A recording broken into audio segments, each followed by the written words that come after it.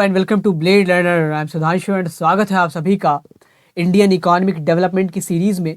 आज हम दूसरे चैप्टर को शुरू करने जा रहा है, इंडियन इकोनॉमी बिटवीन 1950 टू 1990 कि इस 40 साल के दौरान, इस 4 डिकेड्स के दौरान जितने भी डेवलपमेंट्स हुए उसको देखने की कोशिश करेंगे। शुरुआत करते हैं।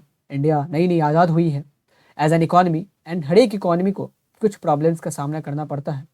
इसको कि हम लोग सेंट्रल प्रॉब्लम्स कहते हैं। सेंट्रल प्रॉब्लम्स क्या होता है उनको हम इस लेक्चर में देखेंगे एंड इंडिया ने कैसे सॉल्व किया उसको भी देखेंगे, किस अप्रोच को अपनाया उसको भी देखने की कोशिश करेंगे।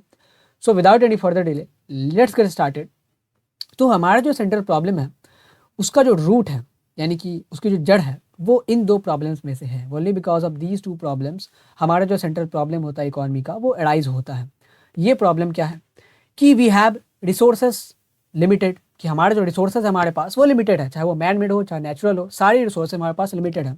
लाइक हमारे पास कोल लिमिटेड है, हमारे पास फॉसिल फ्यूल्स लिमिटेड है, हमारे पास एज ए आर्टिफिशियल रिसोर्सेज अगर कहेंगे तो डेटा लिमिटेड है, सॉफ्टवेयर लिमिटेड है, हमारे पास सब कुछ लिमिटेड है। But wants are unlimited. Wants are unlimited means कि हमारे पास टोटल ऑन द ग्लोब अगर कहें तो more than 7 billion people are living there and हर एक के अपने अपने अनलिमिटेड वांट्स होते हैं। And against this unlimited wants we have limited resources to satisfy them. तो हमारे पास भाई रिसोर्सेज लिमिटेड हैं एंड जैसे कि हमको ये अनलिमिटेड वांट्स को सेटिस्फाई करना है। So what we need to do is हमें रिसोर्सेज को एलोकेट करना पड़ेगा according to our priorities and purpose. So यही जो एलोकेशन ऑफ रिसोर्सेज है that is the central problem faced by any economy. हर एक इकोनॉमी के पास ये प्रॉब्लम एलोकेशन ऑफ रिसोर्सेज का होता ही होता है। क्यों होता है? Because resources are limited and population living under the economy have unlimited wants. की जो पॉपुलेशन इकोनॉमी में रह रहे हैं उनके वांट्स अनलिमिटेड हैं, यानी कि हर एक इंडिविजुअल के अपने अनलिमिटेड वांट्स होंगे एंड उसको कलेक्टिवली अगर देखेंगे तो एज अ पॉपुलेशन तो कितने सारे वांट्स निकल के आ जाते हैं। उसको सर्व करने के लिए हमारे पास रिसोर्सेज चाहे किसी भी प्रकार के हो, नेचुरल या मैन मेड, वो लिमिटेड ही है। So allocation of resources is the central problem faced by any economy. Now allocation of resources को फर्दर हमने 3 पार्ट्स में डिवाइड किया, that is what to produce, how to produce and for whom to produce.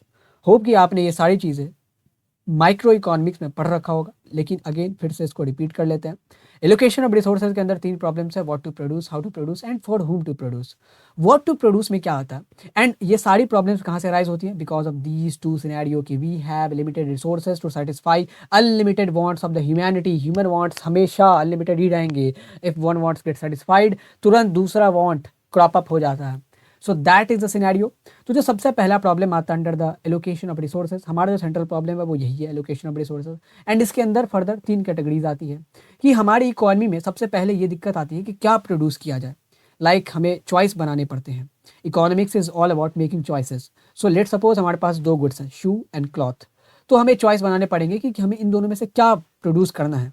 And इसके लिए हम various parameters का use करते हैं, लाइक कि हमारे पास टेक्नोलॉजी जो अवेलेबल है वो किस गुड्स को प्रोड्यूस करने के लिए ज़्यादा सूटेबल है। हमारे पास जो मशीनरीज है उससे हम शू का प्रोडक्शन कर सकते हैं ज़्यादा, या कपड़े का कर सकते हैं। या हमारी जो इकोनॉमी में किस कमोडिटी के लिए ज़्यादा डिमांड है, शू के लिए ज़्यादा डिमांड है या कपड़े के लिए, इस बेसिस पे भी हम डिसाइड कर सकते हैं। या हमारा जो कॉस्ट ऑफ प्रोडक्शन आने वाला है शू को प्रोड्यूस करने में या गुड्स क्लॉथ को प्रोड्यूस करने में, किस में कम आने वाला है। And lastly cost of supplying, हमने गुड्स को प्रोड्यूस भी कर दिया, डिमांड भी है, टेक्नोलॉजी भी अवेलेबल है, लेकिन हमें डिस्ट्रीब्यूट तो करना पड़ेगा ना। सो कॉस्ट ऑफ सप्लाइंग क्या आएगा। एंड उसके अलावा डिफरेंट अप्रोचेस से इसको अलग अलग पैरामीटर्स पर सॉल्व किया जाता है। So basically what to produce में क्या प्रॉब्लम आती है कि हमारे पास रिसोर्सेज लिमिटेड है। हमारे पास जैसे मान लीजिए कि सपोज एक लैंड है, लैंड का एक टुकड़ा, एंड हमारे पास उस लैंड के टुकड़े में we can grow wheat, we can grow rice, we can grow pulses, we can establish industry too। तो हम इंडस्ट्री भी लगा सकते हैं, हम पल्सेस भी उगा सकते हैं, हम राइस भी उगा सकते हैं, वीट भी उगा सकते हैं, लेकिन हमारे ऊपर है, इट्स अपॉन अस कि हम क्या उगाना चाहते हैं, हम क्या प्रोड्यूस करना चाहते हैं। So this is what the problem of what to produce, की limited resources, land is limited and wants are unlimited. हमें राइस भी चाहिए, वीट भी चाहिए, पल्सेस भी चाहिए, इंडस्ट्री भी चाहिए। तो हम देखते हैं कि हमारे पास सबसे बड़ी प्रायोरिटी क्या है, हमें अभी चाहिए क्या, वीट चाहिए या कॉस्ट किस में कम आएगा। तो ये डिफरेंट अप्रोचेस से डिफरेंट इकोनॉमिक सिस्टम द्वारा सॉल्व किया जाता है। तो वो कैसे इकोनॉमिक सिस्टम है उनको हम आगे देखेंगे। पहले दूसरे प्रॉब्लम को देखते हैं, that is how to produce. How to produce के अंदर फर्दर 2 कैटेगरीज आती हैं। एक तरीका हो सकता है किसी भी गुड्स को प्रोड्यूस करने का, like if you are talking about shoes, तो शूज़ को एक तरीका हो सकता है कि आप फैक्ट्री इस्टेब्लिश करता है एंड उसके अंदर दबा के आप लेबर्स को रिक्रूट करें एंड उससे आप प्रोडक्शन करें। दूसरा तरीका हो सकता है कि आप उसमें मशीनरीज लगाएं जिससे कि आपका मैन पावर का कॉस्ट कम हो जाए, उसको कैपिटल इंटेंसिव टेक्निक बोलते हैं कि आप मशीनरीज के प्रति, कैपिटल के प्रति ज़्यादा इंक्लाइंड है, लेबर का आपने यूज़ कम करा। So it is again upon our priority कि हम अगर एम्प्लॉयमेंट ज़्यादा चाहते हैं इकॉनमी में तो we'll go with labour intensive technique. अगर हमें आउटपुट ज़्यादा चाहिए, प्रोडक्टिविटी ज़्यादा चाहिए, क्योंकि हमें पता है कि मशीनरीज ज़्यादा प्रोडक्टिविटी देंगी as compare to the man force, so उसके लिए हम कैपिटल इंटेंसिव टेक्निक का इस्तेमाल करेंगे। So again how to produce वाला प्रॉब्लम भी हमारे पास डिफरेंट इकोनॉमिक सिस्टम में अलग अलग तरीके से सॉल्व करा जाता है।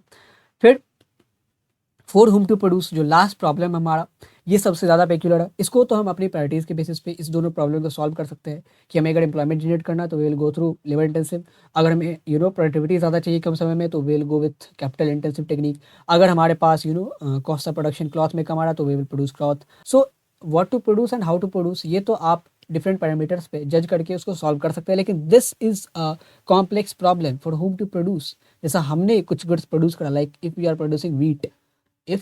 प्रोड्यूसिंग वीट, तो हमें उसको कैसे बांटना है, या फॉर एग्जांपल ज़्यादा अच्छा एग्जांपल होगा मेडिसिन का, like if we are producing medicine तो हमें उसको कैसे बांटना है, हाउ विल डिस्ट्रीब्यूट मेडिसिन। हमें ऐसे बांटना है कि जो इसको अफोर्ड कर सके उनको ही मिले, like the people who can afford medicine will get, और हमें इस तरीके से बांटना चाहिए कि जिसको भी ज़रूरत हो मेडिसिन की, चाहे वो अफोर्ड करे या ना करे, हमें उसे दिलाना है medicine. That is upon the economy कि वो किस तरीके के सिस्टम में जाती है। अगर वो कैपिटलिस्ट सिस्टम में जाएगी तो उसी को मेडिसिन मिलेंगे जो ये अफोर्ड कर सकता है। अगर वो सोशलिस्ट सोसाइटी में जाती है, सोशलिस्ट इकोनॉमिक सिस्टम में इंटर करती है, तो उसको भी मेडिसिन मिलेंगे जो इसको भले अफोर्ड ना कर सकता, but he or she needs it. So we have different economic system to solve these three problem, what to produce, how to produce and whom to produce. ये तीन economic system are capitalist system of economy, socialist system of economy, and mixed economy, like the mixing of capitalism and socialism. So इन तीनों problem को solve करने के लिए we have three approaches, three economic system, socialist, capitalist and mixed. So ये तीनों economic system को हम आगे वाले लेक्चर में देखेंगे कि what is about this economic system, इनके फीचर्स क्या क्या हैं एंड कैसे इनके द्वारा इन तीनों प्रॉब्लम्स को सॉल्व करा जाता है। So that's it for today, that's it in this lecture. Hope you have enjoyed it, hope you have understood the concept. Thank you for watching. Have a great day.